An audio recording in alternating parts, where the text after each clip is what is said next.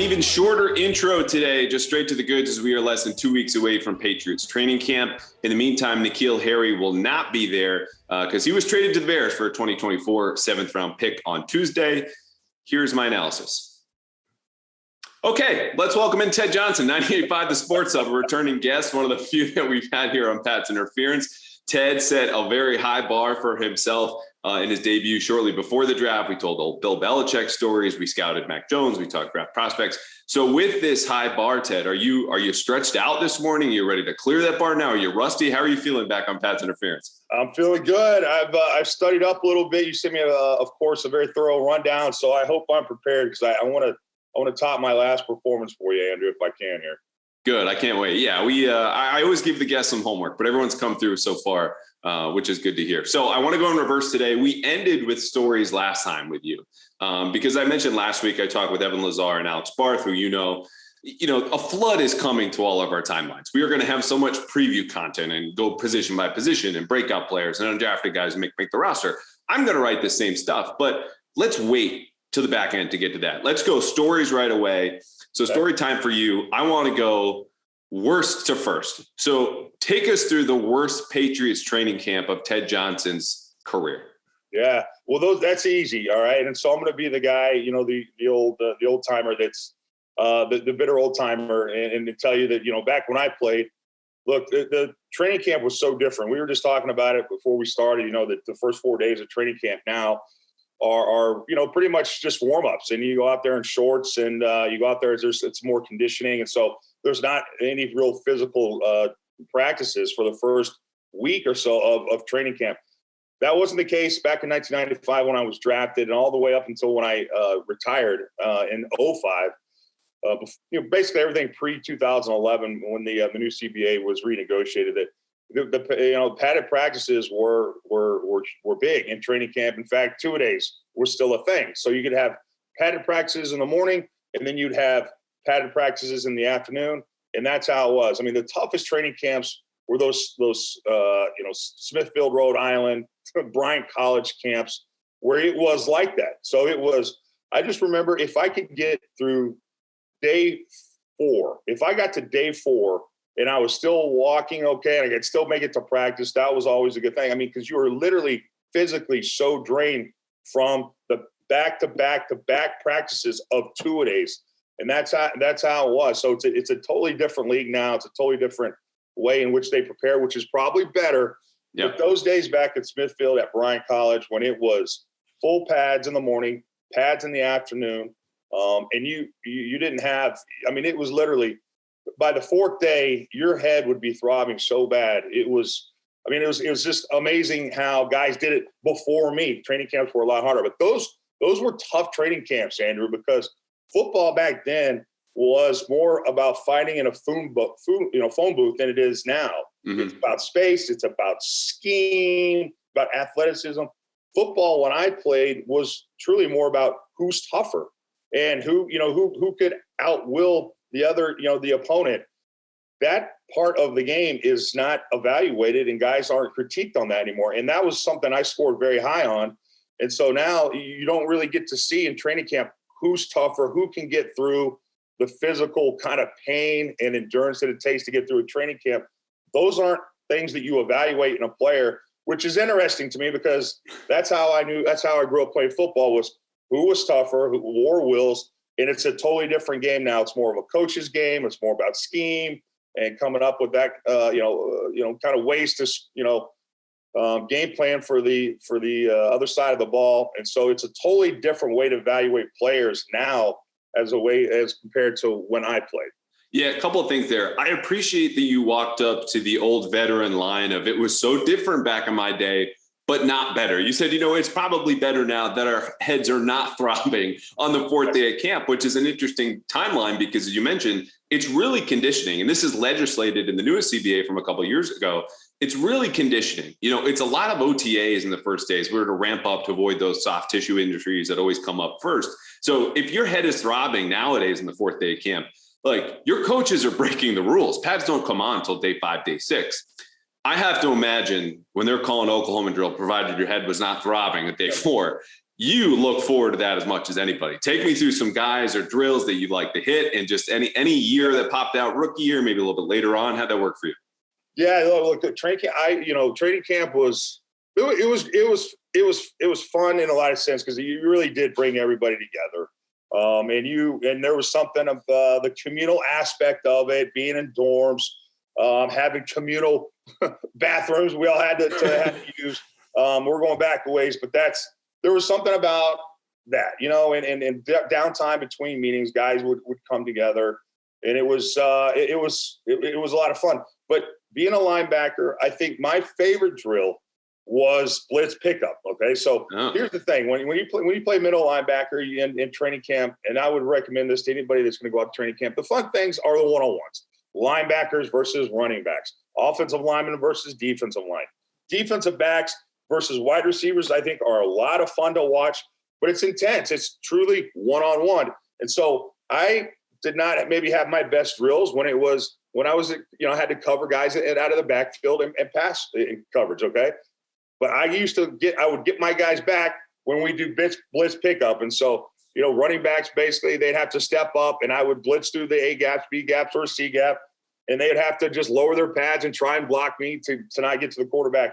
That is when I would get mine, if you will. And so my favorite drill was blitz pickup. I like physical nature of my position. That was my bread and butter. I knew that was my strength. So any drill, 9-on-7, 3-on-3, blitz pickup, those physical drills, those are the ones I excelled at because that was my strength, Andrew. I was more of a straight line guy, physical guy, and that was what I enjoyed. That was what I was best at. And so when those drills were called, those were the one I got excited, were the physical drills.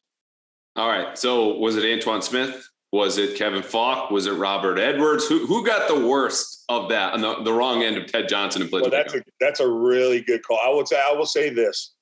Kevin Falk, you mentioned, tough SOB for a guy that wasn't that big. Excellent at blitz pickup. Antoine, I got Antoine a little bit. I got Antoine Smith. You mentioned Antoine Smith a little bit. It wasn't fun going in for Corey Dillon. Corey was very good at blitz pickup. I would say him, and then also Kevin Falk. I thought Kevin Falk, for his size, was one of the best at blitz pickups. But the rest of the guys, I got mine against the rest of the guys. But when it came to, again, covering those guys out of the backfield, that's usually when they got me. Yeah, I hear you. It's funny. Running back, too, is a position, and I'm trying to think back, and I know Lawrence Maroney was a little after your time, but the guys who you played against a running back, in later years at least, it's almost a red shirt. I've talked about this multiple times. James White didn't play in 2014. Damian Harris took a seat in 19. You go back to Shane Marine in 11. You just sit it out because of a lot of blitz pickup. Not so much the physical aspect, but the mental aspect. So when Ramondre Stevenson, for example, plays last year as much as he did, that's a guy where I think you knew early on he's got the goods. Like, his feet are incredibly light. He's a power runner. He's got enough breakaway speed. And we saw that. And if he's doing okay in blitz pickup, you might be a teammate last year who says, this kid can play. So along those lines, running backs or otherwise, who is a rookie teammate that might not have been a first round pick, but like they're showing up the first week or two at camp. Players can be good GMs in one way and very bad ones in another way, but you see him every day. You're going against him and you go, this guy can play. Yeah, wow, that's a good question. There wasn't a high draft pick, boy. I remember. A high draft. There wasn't a high draft pick that could play, or he might have been second, third round. Like, those are not guaranteed spots. First round, you expect come in and be able to play. Yeah, well, that's a good question, boy. We had several. I think. I would say here's a name everybody knows about is Teddy Bruschi. Teddy was a third rounder. Teddy came in, and Teddy is funny about Teddy is Teddy did not start his first 5 years in the league. Teddy was a kind of a third down, a guy that they brought in for specialty, a pass rush kind of thing. And what a lot of people remember is that Teddy, I think he at least he did. I don't know if he still does. Held the record for most sacks in college football. I think he had over 52 sacks, I believe. But the point is, for a guy that you looked at him, you didn't think physically he was all that imposing. There was really not much from a physical standpoint when you look at Teddy. You go, wow, look at how big that guy is. He wasn't that big in stature, but boy, he could really rush the passer. And that was, and for a third-round draft pick, clearly they crushed it with that one. But that Teddy's a guy that kind of jumps out at you when you think of how he looked, physically. You didn't think he was that physically imposing, and you just didn't realize how good of a pass rusher he was until he got here. And that was clearly one of Parcells' big draft picks as well back in 96. Yeah, coming out of Arizona. So he would have been a guy, too, where you have some baseline in 95. Okay, this is what it takes. This is the drill. I know everything coming into my second year. And if he's showing up then, because he also underwent a position change, right? Playing a little bit more on the lines, but off linebacker when you guys were winning all those Super Bowls, a guy in the middle making the calls. On the flip side, any guys that you know right away, okay, this is the first round pick, second round pick, and you're just going, everyone else is going to find out, but I know maybe the second week at camp. Here's a name, and it might surprise a lot of people because he came in very highly touted. In fact, he was a very decorated, and I'll see if you can guess him. He was a linebacker, highly, highly, highly decorated coming out of college. They'd only had a very short pro career for 3 years. He was an inside linebacker. Can you think of who that was in the late 90s? Is this Katzenmoyer? There you go. Andrew, way to go. So Andrew Katzenmoyer, again, I think he was two-time Butkus Award winner out of Ohio State. And he had physical traits, Andrew, that were off the charts. I mean, it looked easy to him from a physical standpoint. Thing is, when he got into shorts on the first day of practice, I was like, I thought that's interesting. He was a little bit slow on reads. Instinctually, he wasn't maybe where he needed to be. And so you could tell that he was protected at Ohio State. This system at Ohio State kind of protected Andrew to run and make plays. He wasn't good at taking on guards and being physical. He was more of a guy, a sideline to sideline guy. If you protected him, he was really good. But you could just see early on that he might struggle from just from an instinct standpoint, that he was a little bit of a step behind. As physically gifted as he was, that he might have some issues in this league. And ultimately he did. It was more health concerns. But I just thought I was a little bit surprised to see a guy as physically as imposing as Andy struggle with the instincts part of the game. And that's a guy that kind of jumps out. No disrespect to Andy, because physically I couldn't even compete with him from a physical standpoint. But from a instinctual standpoint, that was a little bit surprising to see that from Andy. Yeah, see, it's interesting you say that too, because, again, talk about things that are maybe a little bit better nowadays. There's almost a way to measure the instincts in terms of the ground you cover and how quickly you react, where this is always kind of subjective watching the tape and you're having notes about this. And most people might agree so-and-so's got great instincts. Other people might say it's average, but there's a gray area. Here, with the GPS tracking that's located in all of the pads the players are wearing, a player like Juwan Bentley, who's very physically imposing when he stands still, but you get him on the move, and that's where he's typically been exploited most recently. Right. But there was a chart, and I think it was from PFF, and I want to give proper credit. They had a graph of, how much ground did you cover over expected, given where you started on the field, where the running back started with the ball, the gap that he attacks. And I'm sure there are other factors going in there. And he rated very, very highly, perhaps the highest on the graph, of the ground he covered over expected. Like his instincts are there. And those are the type of linebackers, even going back to yourself, where you mentioned getting, pass drills like, I might have a cramp, may need to sit this one out because you know what's going to happen. But those are the players that have stuck here and that they still seem to covet even in a league that's gone smaller, those instincts. So I when you see a guy like that, who's as physically imposing as Andy Katzenmoyer was, is that something you're chatting about in the locker room? Like, I don't know if the kid has it. Do you just say we want to give him a shot? Or what do you do now if, for example, the Patriots come up, and I don't think this will happen, Cole Strange is really struggling and they haven't put the pads on yet? Like, what is that conversation like in the locker room? Yeah, well, I think that would be surprising to a lot of guys. I think it was surprising to a lot of guys. I mean, because you just kind of feel from an instinct standpoint that to get to that level, and if you're drafted as high as Andy was, it's a foregone conclusion that he has natural instincts. But if you kind of like maybe look at it a little bit further and you think, okay, well, he was, again, covered up in college. He wasn't asked to two gap. So, two gapping is a technique that is, you got to master, and you got to play in that system for a long time to do it. And it was foreign to him. And it was something that, we all talk about, if we're, trust me. Who's the defensive back in '97 drafted by Pete Carroll out of Kansas State? What was his name? That was. I'll find this for you if you can't think of him. He was. I can't think of his name, but he was. I'll never forget. He was getting torched in training camp. It was 1997, defensive back out of Kansas State, and we drafted him number 1 in the first round, and he was getting torched. I remember Bledsoe. Basically, Bledsoe was talking to me after practice, after the first few practices. He's like, Chris Canty. Chris Canty, thank you. So Chris Canty was a guy, and in fact, he was playing without a contract, I believe, Andrew. I'm almost positive. Yeah, they back then, I think it was kind of a thing where, after 2011, everything got slotted. But pre 2011, rookies were negotiating their deals, and I just remember, I think Drew was like telling Kraft, like, I'd be a little careful how much money you give him. It's like signing bonus, because Chris Canty, thank you, was getting torched up and down the field in training camp. And it turned out that Chris Canty had a very short NFL career. So there was a guy that you saw as a defensive back that you knew right away, Andrew. He might be the poster child for in the 10 years that I played as the guy, maybe even more so than Andy Katzenmoyer, where you go, Chris Canty from day one didn't look like he belonged on that field. And he was a first-round draft pick.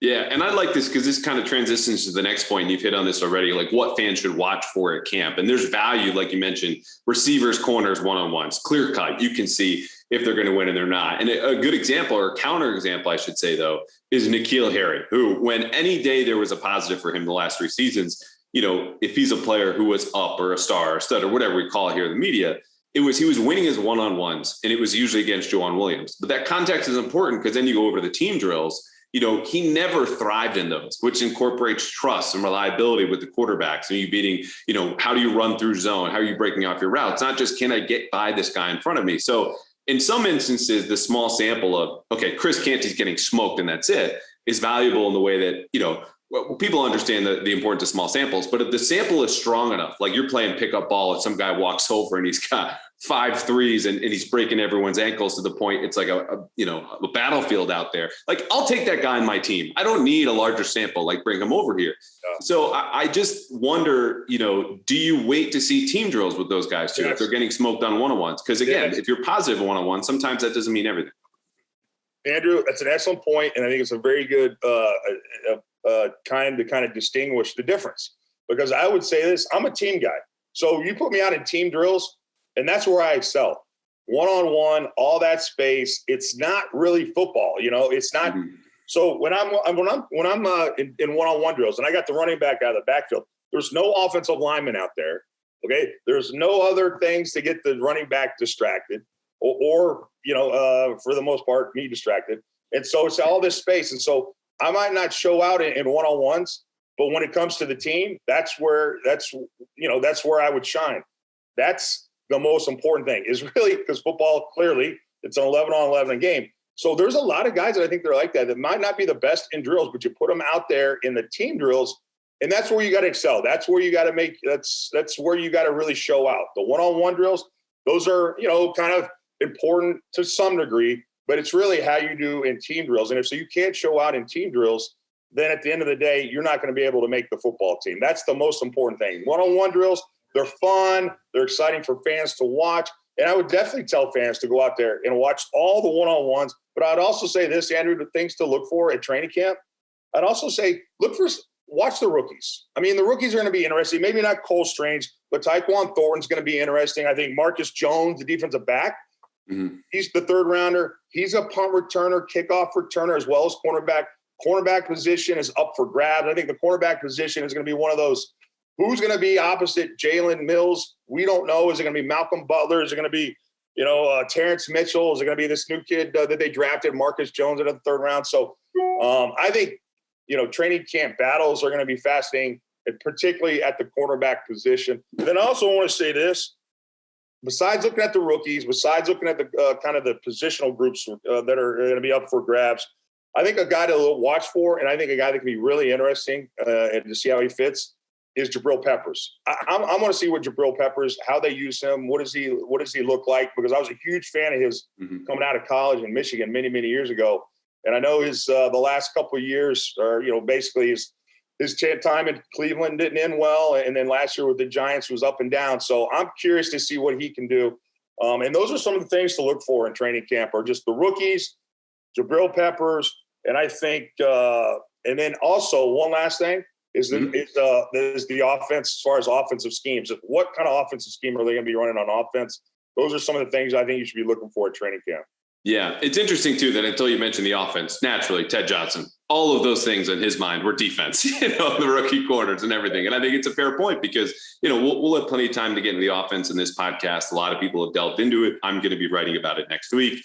And, those are things that have been in theory for so long, right? All of the possibilities, we're going to nail them down. The offense is going to come down into reality beyond the field and take shape. And we'll have to adapt because you've got new coaches. You've got to tweak scheme, things that they think might work.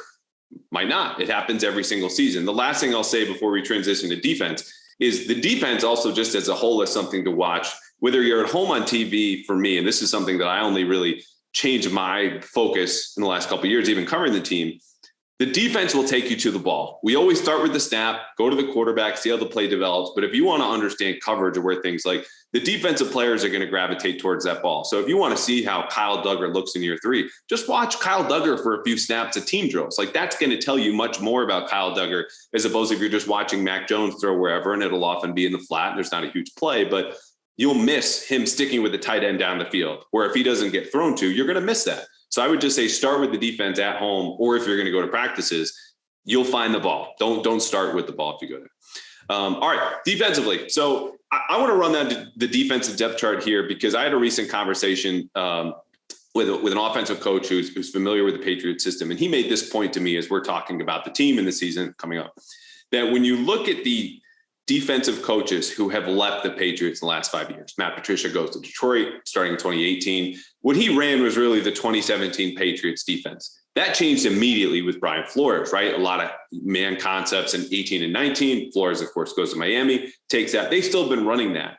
And when they leave and run their own additions to this Patriots defense, it on its own in New England continues to evolve. And I think evolution is a thing that we discussed in the second half of last year, the zone turn, some front changes, Christian Barmore playing more on early downs.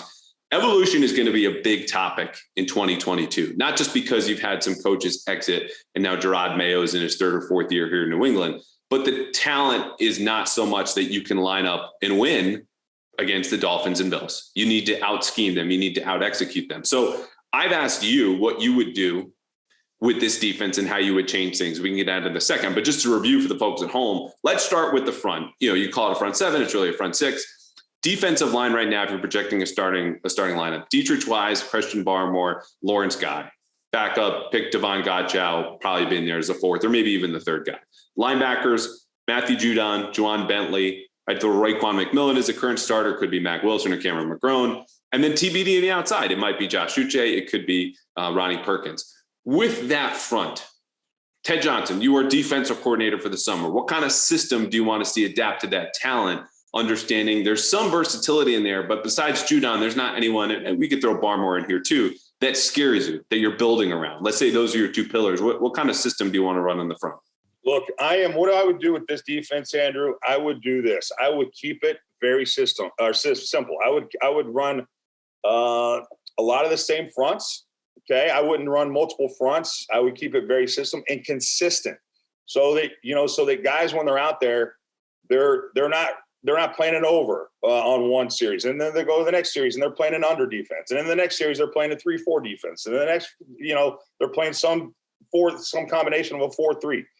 Keep this fronts very much kind of the scheme the same as much as you can with the same guys. If you're rotating guys all the time and you're running a bunch of different schemes, it can be really hard to kind of find continuity and consistency if you're doing that.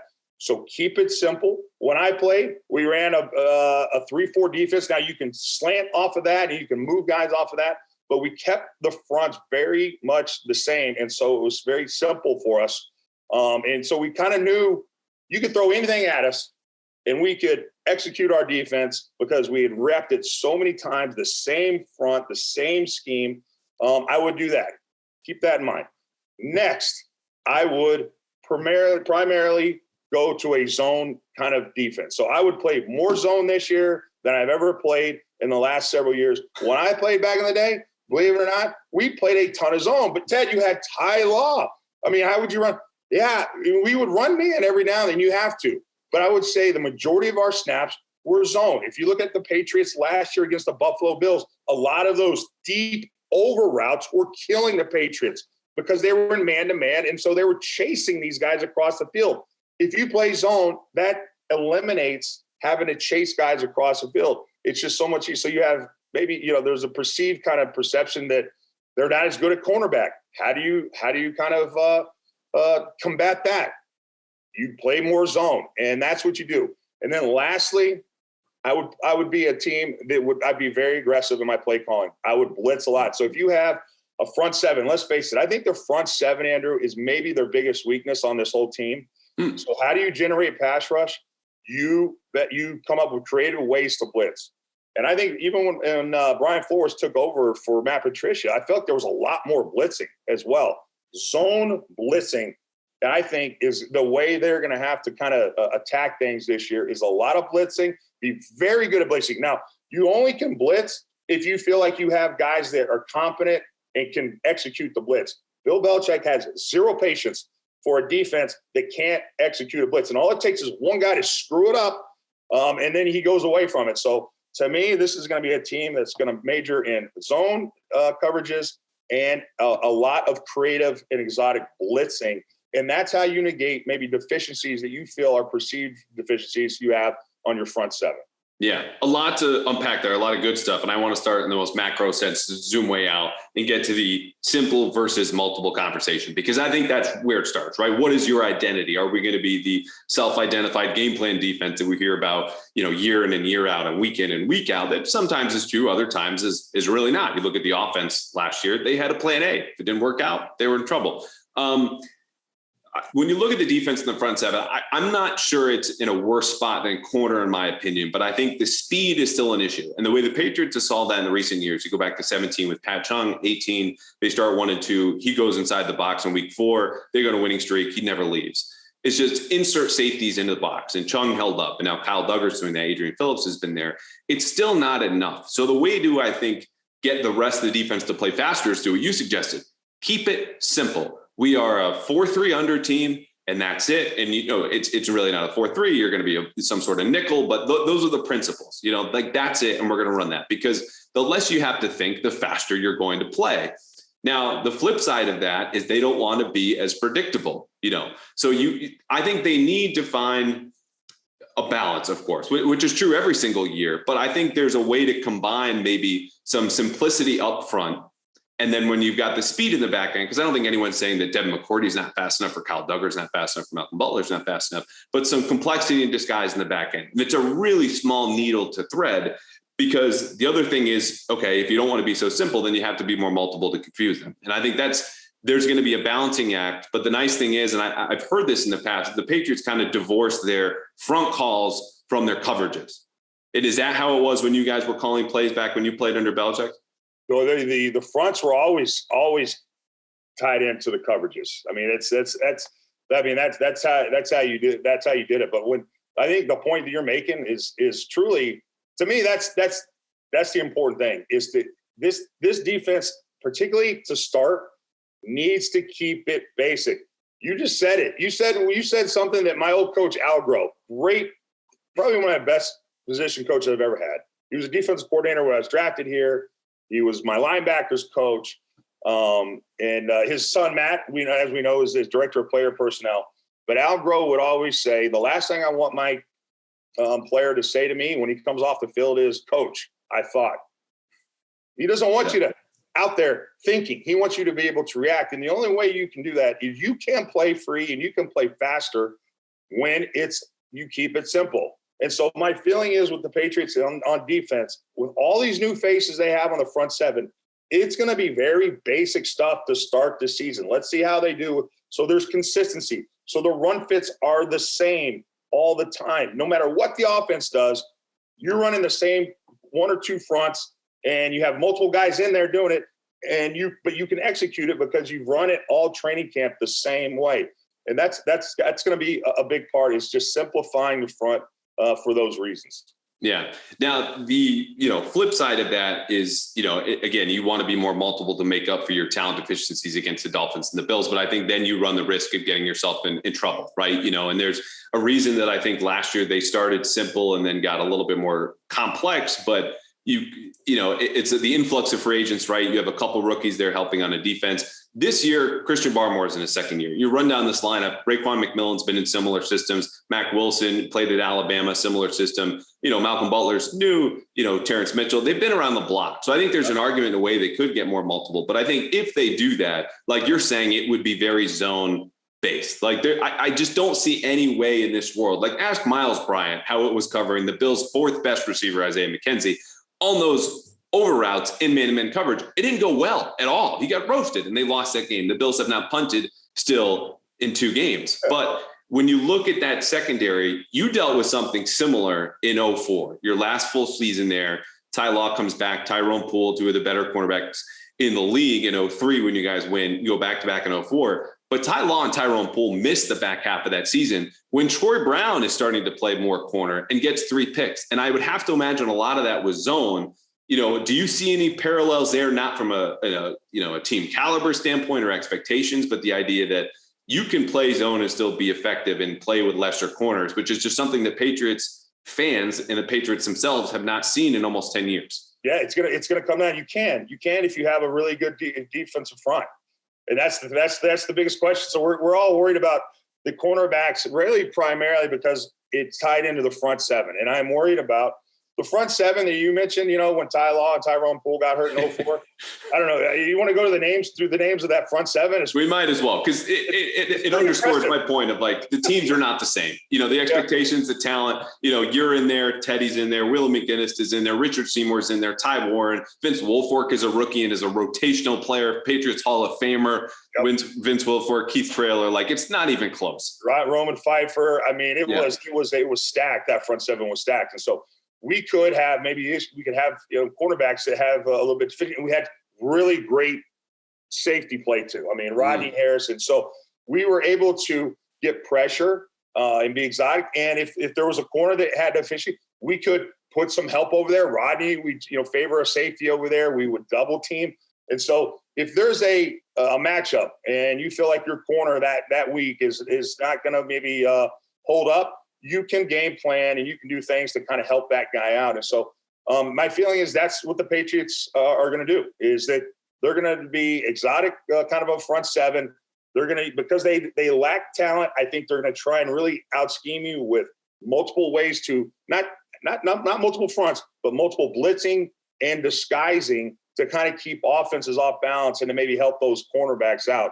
Those are ways to kind of combat deficiencies you have at the cornerback position. Yeah, and that's an important distinction. Let's make that right now. When we talk about, multiple calls versus multiple fronts, you're talking about how you're aligned. You're going to be in the same place more or less as a 4 to 5 technique, based on how the offense lines up. But you might be doing any number of things once you start moving, but you'll start in the same place pre-snap and from that look. Because honestly, you want to look to teams. It sounds so counter Patriots. Oh, Bill will cook anything up and they'll do anything at any time. Like there's a limit to that. And the limits are what the players can, of course, execute.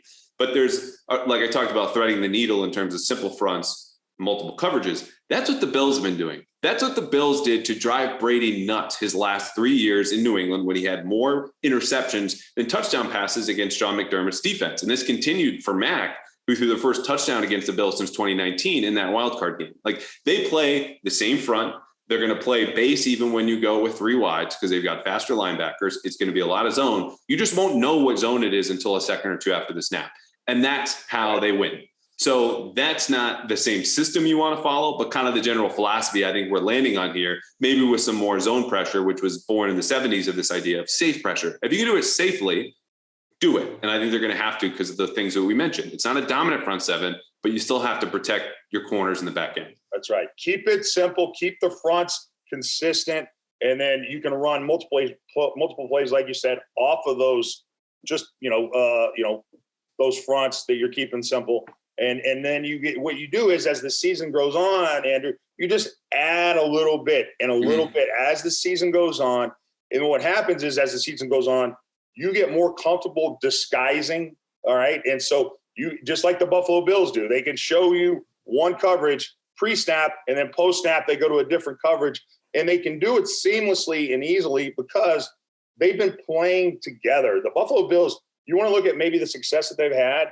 A lot of it is the same guys have been playing defense for a long time. That 04 defense you referenced, we were so good, Andrew, because we've been playing together for so long that we knew what each other was doing. I mean, you see Rodney and Ty switch positions. I mean, that in the trust with Bill, like he only would let guys that have been in the system for a long time be able to do stuff like that.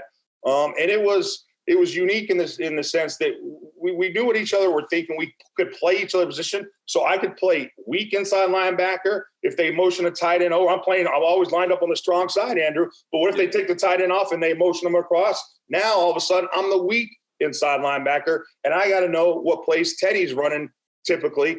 And we didn't have to switch. And so offense was a go, okay, wait, what defense are they in? I don't know. Johnson usually plays strong side. Teddy usually plays weak side. What do we do now?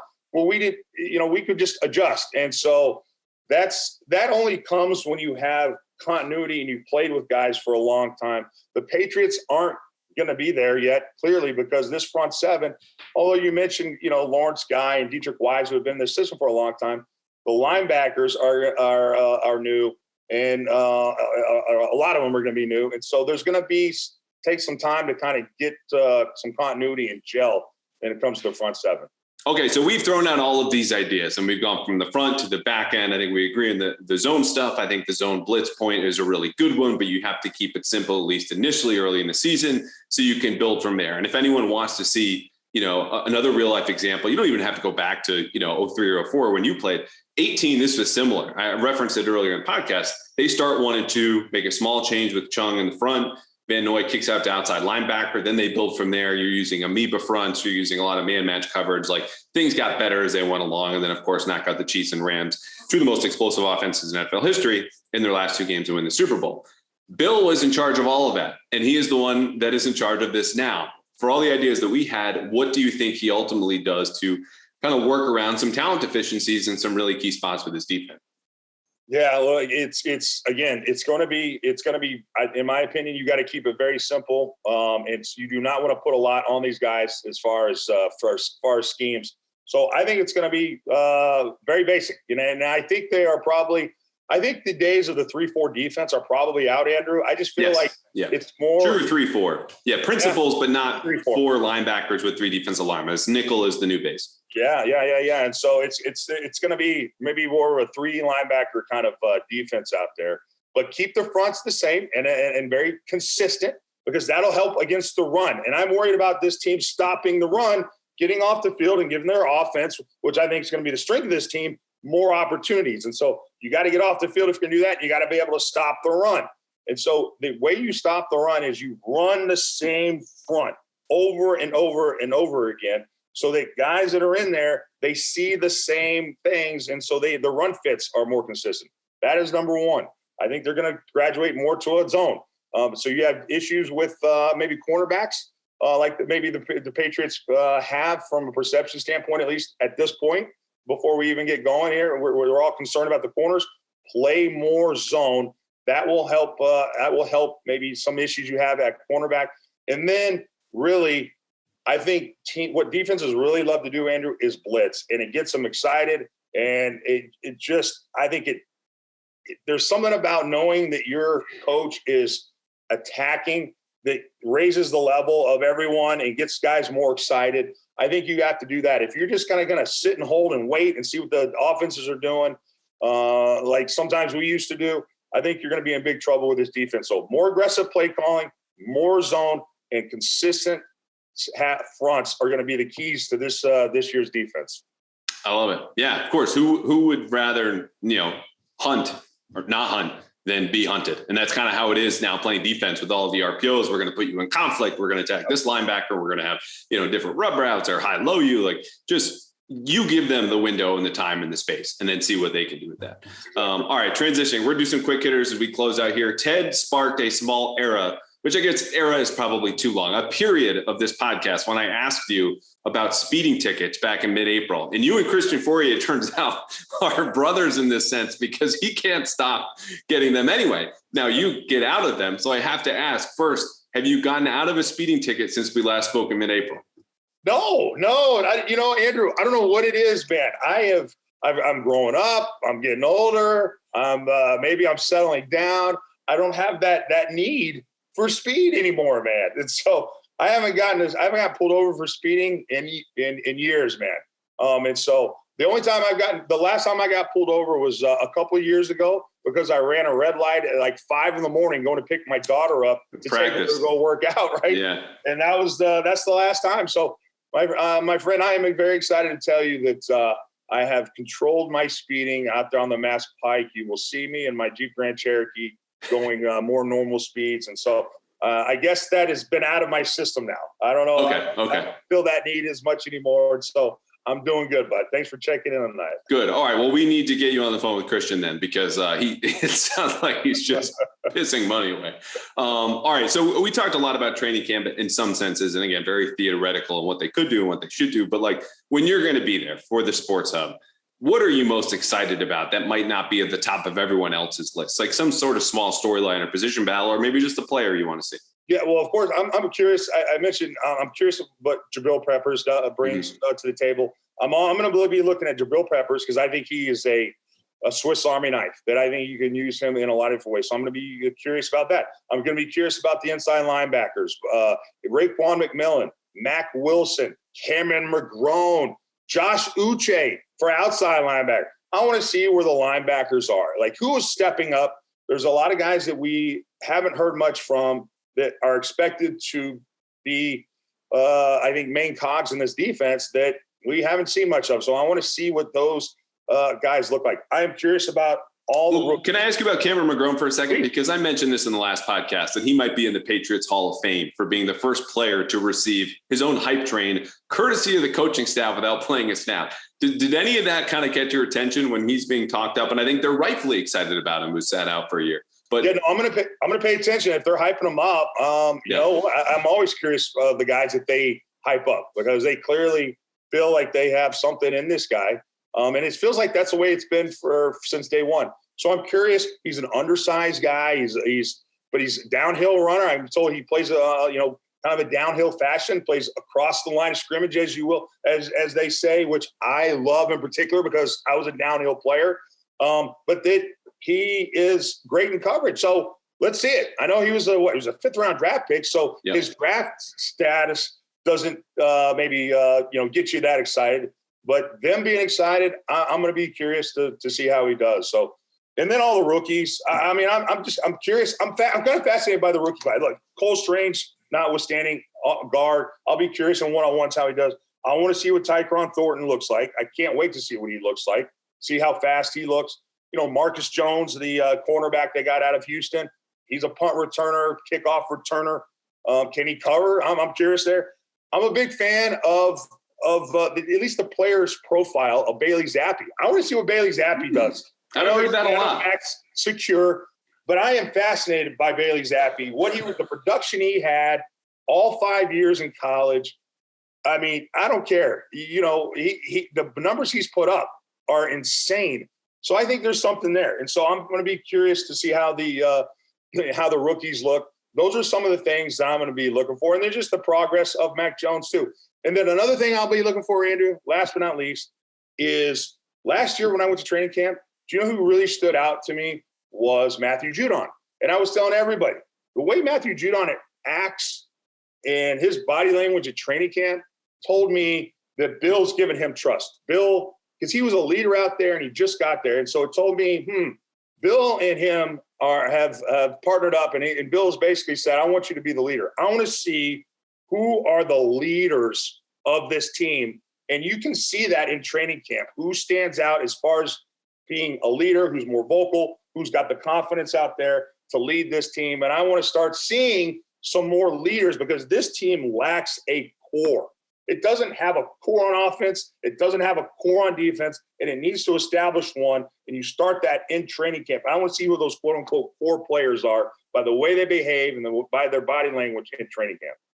Well, I'll tell you, one guy who's going to fit and check all those boxes is going to be number 10, at least as far as things we've heard of people I've talked to this offseason. Very, very happy with Mac Jones as far as leadership and being the core guy, which if your quarterback's not your core guy, you're looking for a new core guy / quarterback very soon, but I don't think they will be. All right. We've had the return of blockbuster movies this spring and summer. I saw Jurassic Park the other day. I don't know anything about Ted Johnson and his movie habits, but I have to ask, big, strong Ted Johnson, former inside linebacker from England Patriots. Have you cried during a movie? Are you kidding me? I cry. Please. I bawl. I'm a sap, dude. I am. I love movies. I do cry. I mean, What was the last movie you cried in? Are you kidding? I cried at Top Gun Maverick. I mean, I cried in everything. Are you kidding me? Top Gun. I mean, when Goose died in the first movie, I was crying. I cry in all kinds of movies, and I'm a big. I love. Like, you know, I'll cry in anything, Andrew. I mean, if it's a sport movie that's where you got to overcome the odds, you know, Brian's song, The Natural, I'll cry. Seabiscuit, I'll cry in that damn movie. I cry in a lot of movies when it's you got to overcome things. So Air Bud, underdog fit in there. Oh yeah, I'm always crying, man. So I watched America's Got Talent. I mean, my girlfriend would watch America's Got Talent and we're bawling because of all the stories. So I'm a sappy guy, man. I can't lie, man. All right. Well, last one. Any of your teammates ever catch you crying or when they're over watching a movie? Any back in the day? Nope. Is this a new sappy Ted Johnson or has this always been Ted Johnson? I do not. And it's hard because sometimes I can't control it. Like I gotta, you know, I almost choke because I'm about to just really cry. You do not want to get caught crying in a movie with your teammate. I have never gotten caught crying in a movie with my team. And I know I've watched movies with my teammates where I was starting to cry and I had to get myself, you know, because no one can see you cry. But oh yeah. Okay, what was the movie? Where were you? And who are the teammates you didn't want to get caught? This had to be like Willie and Roman and. Yeah, what was the movie? And I'm not going to be able to remember it. But I remember there was a movie where I was watching with my boys and I got a little choked up and I had to, you know, make sure I didn't go, you know, so because I was about to just let out this cry and I forget exactly what it was. I have to let you know later on, but I can't remember. But there was a time I was watching a movie. Hell, it might have been, what was the big TV show? It might have been a TV show. What was the big, Entourage. Remember Entourage was big? You cried in Entourage. There's a scene in Entourage where it got me. I don't remember what it was, and we were all watching Entourage. And I remember I don't know what it was, and I can't remember the exact scene, but we used to watch Entourage as a group. And I almost cried there in front of those guys. But that I do remember now that you bring that up. I do remember that. I know. It's pathetic. No. I mean, I wouldn't have guessed Entourage, but I think Brady got on Entourage at some point. I don't know if that was when you were done playing or when he had a cameo as a golfer on there. Yeah. Did that happen when you were playing? It was after. I think it was after me. Just after you. Okay. I didn't watch the show a whole lot. But I remember that scene kind of coming out. I was like, oh, okay. Look at Tom. Yeah. Oh yeah. There's a lot of moments where you were like, oh, okay, look at Tom, you know? Yeah. And that was one. What's Tara Reid was another one. Mm-hmm. And you know, okay, Tara Reid. Okay. All right. Didn't last very long, but, you get my point, right? Yeah, I do. All right. Well, I will be looking at you occasionally at training camp, just in case there's a perfect form tackle. I want to see if there's a small tear coming down your eye and see how you're holding it together in case there's more adversity, maybe in blitz. Pick up at training camp because this was awesome. I appreciate you coming on. Obviously, we're going to have you back, and I think it cleared the bar here today. You got it, buddy. Andrew, anytime, pal. Always enjoyed chopping it up with you, bud. Take care, all right? Appreciate it.